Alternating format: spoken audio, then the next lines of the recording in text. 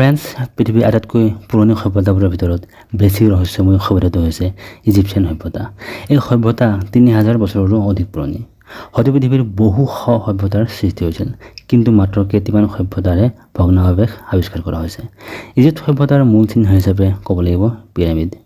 আজিকালি পিৰামিডৰ বিষয়ে নজনা বা নুশুনা ব্যক্তি কোনো নোলাব। এই পিৰামিডবোৰ পূৰ্বতে একোটা সমাধিপিণ্ডহে। পিৰামিডৰ ভিতৰত ইজিপ্তৰ ৰজা মহাৰাজাৰ সমাধি কৰা হৈছিল। ফ্ৰেন্স ইয়াত সমাধি মানে মৃতদেহ পুৰি বা পুতিবলৈতো বুজোৱা নাই।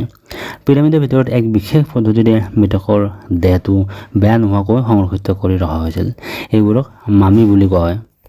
ইজিপ্তবাসীয়ে বিশ্বাস কৰিছিল যে মৃত্যুৰ পাছতো মানুহৰ দেহলৈ আত্মা ঘূৰি আহে।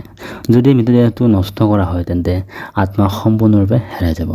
বাট ফ্ৰেন্স, এই মামিফিকেশ্যন প্ৰচেছ কেনেকৈ কৰা হৈছিল, যাৰ বাবে বহু হাজাৰ বছৰ পাছতো মৃতদেহ অক্ষত অৱস্থাত থাকে, চুলি দাঁত নখ পৰ্যন্ত বেয়া নোহোৱাকৈ থাকে। কিন্তু কেনেকৈ? আহক আজি আমি এই মামি বনোৱা পদ্ধতিটো জানো, যাক ইজিপ্চিয়ানবাসীয়ে বহু হাজাৰ বছৰ আগে ব্যৱহাৰ কৰিছিল। মামি বনোৱা কাৰ্যটো এদিনতে সম্পূৰ্ণ হোৱা নাছিল। ইয়াৰ বাবে কমেও 3-4 মাহমান সময় লাগিছিল। ফ্ৰেন্স, এইখিনিতে এটা কথা কৈ লোৱা ভাল যে মামি সকলো মানুহৰ ক্ষেত্ৰত কৰা নগৈছিল। কেৱল ৰজা মহাৰজা বা কোনো ক্ষমতাশালী লোকৰহে মামি বনাই সংৰক্ষিত কৰা হৈছিল। যেতিয়া কোনো ৰজাৰ মৃত্যু হৈছিল তেতিয়া প্ৰথম কাম আছিল মৃতদেহটো পৰিষ্কাৰ কৰাটো, আৰু ইয়াৰ বাবে এক বিশেষ ধৰণৰ তেল ব্যৱহাৰ কৰা হৈছিল। ইয়াৰ দ্বাৰা মৃতদেহৰ সম্পূৰ্ণ চুলি গুচাই পেলোৱা হৈছিল। বন্ধুসকল, ছেকেণ্ড ষ্টেপটো আছিল মৃতদেহৰ অন্তভাগৰ কোমল অংগ বাহিৰ কৰাটো। ইয়াৰ বাবে প্ৰথমতে এক বিশেষ হুকৰ দ্বাৰা মৃতদেহৰ নাকেৰে হুকডাল ভৰাই মগজুটো বাহিৰ কৰা হৈছিল। তাৰপিছত মৃতদেহৰ লিভাৰ, কলিজা, পাকস্থলী আদি সকলো অৰ্গেন বাহিৰ কৰা হৈছিল। ইয়াৰ পাছত এই অংগবোৰ শুকাবলৈ থৈ দিয়া হয়। 7 দিনমান পাছত যেতিয়া শুকোৱা পদ্ধতি সমাপ্ত হয় তেতিয়া শুকোৱা অংগবোৰ এক বিশেষ পাত্ৰত ভৰাই থোৱা হৈছিল। কেৱল হাড়টো পুনৰাই মৃতদেহৰ ভিতৰত ভৰাই থোৱা হৈছিল।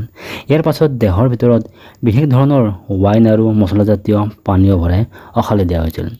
ইয়াৰ নেক্সট ষ্টেপত মৃতদেহটো নিমখেৰে সম্পূৰ্ণ 70 দিনলৈ ঢাকি থোৱা হৈছিল।